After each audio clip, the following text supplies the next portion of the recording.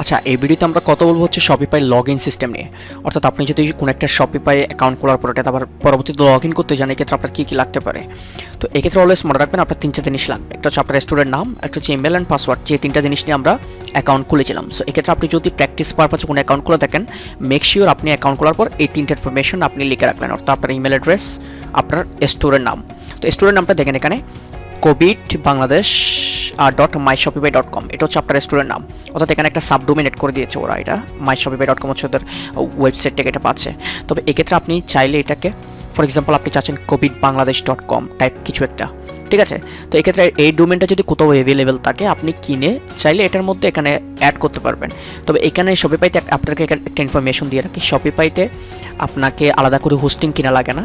Hosting কি জিনিস, আপনি যদি একদম বিগিনার হয়ে থাকেন তাহলে বলি, হোস্টিং হচ্ছে একটা ওয়েবসাইটের স্পেস। অর্থাৎ যে ফর এক্সাম্পল আমি যদি ফেসবুকে চলে আসি, এখানে আপনারা নতুন নতুন আমরা এখানে পোস্টে দেখতে পাচ্ছি, ভিডিও দেখতে পাচ্ছি, অনেক কিছু। এই জিনিসগুলো কিন্তু এই ডোমেনের মধ্যে শো করতেছে, রাইট, facebook.com এর মধ্যে। বাট এই জিনিসগুলো জমা আছে কোথায়? ওটার একটা স্পেস আছে, একটা মেমোরি আছে, যেখান থেকে এই জিনিসগুলো লোড হচ্ছে এখানে। সো হোস্টিং হচ্ছে সহজ কথা বলতে গেলে হচ্ছে আপনার ওয়েবসাইটের একটা মেমোরি, যেখানের মধ্যে আপনার সব কিছু ইনফরমেশন ওইখানে আপলোড করা হয়, এখান থেকে এই জিনিসগুলো এখানে ইন্টারফেস এর মাধ্যমে এখানে শো করানো হয়।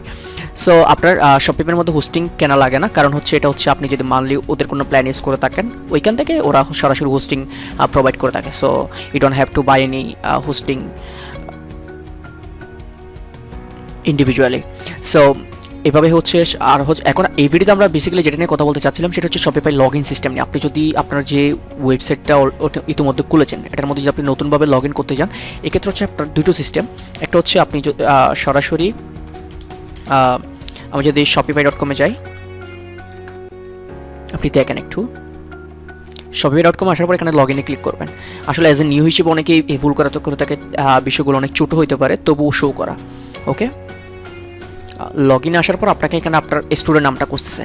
তো স্টুডেন্ট নামটা কি আমার এই যে এটা covidbangladesh.myshopify.com, এটা এখানে এসে যদি আমি এখানে দিয়ে দিই, এটা দেওয়া লাগবে না, এটা দিলাম, নেক্সটে ক্লিক করলাম। দেন হচ্ছে আমার ইমেল অ্যান্ড পাসওয়ার্ড। ওকে, এখান থেকে যে ইমেলটা ছিল ওই ইমেলটা অ্যান্ড পাসওয়ার্ড দিলে আমি আবার স্টোরের মধ্যে লগ ইন করতে পারবো। ওকে, অর্থাৎ লগ ইন করলে হচ্ছে আমি আবার এই অবস্থায় ফিরে আসতে পারবো। অথবা আপনি চাইলে আর একটা কাজ করতে পারেন, সেটা হচ্ছে এই যে এই ইউআরএলটা covidbangladesh.myshopify.com, এটা যদি আপনি লিখে রাখেন, এখানে এসে যদি আপনি /admin দেন, তাহলে কিন্তু আপনাকে শুধুমাত্র ইমেল অ্যান্ড পাসওয়ার্ড দিতে বলা হবে। আপনি ইমেলটা দিবেন, জাস্ট পাসওয়ার্ডটা দিবেন, দেন আপনি আপনার রেস্টোরেন্টের মধ্যে লগ ইন করতে পারবেন।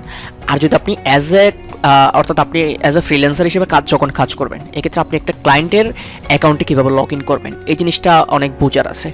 তো এক্ষেত্রে ক্লায়েন্ট আপনাকে কী করবে, ক্লায়েন্ট আপনাকে একটা স্ট্যাপ অ্যাকাউন্ট দিয়ে দিবে। অর্থাৎ ক্লায়েন্ট আপনাকে একটা আপনার ইমেলের মধ্যে ইনভিটেশন পাঠাবে, যেটার মধ্যে অ্যাকসেপ্ট করে আপনি আপনার ইমেল দিয়ে আপনার পাসওয়ার্ড দিয়ে ক্লায়েন্টের যে স্টোর নেম ওটা দিয়ে আপনি লগ ইন করতে পারবেন। এটা নিয়ে কোনো দুশ্চিন্তা আমরা স্টেপ অ্যাকাউন্টে আলাদা একটা ভিডিও দিয়ে দেবো। So this is how actually you can log in to your Shopify store.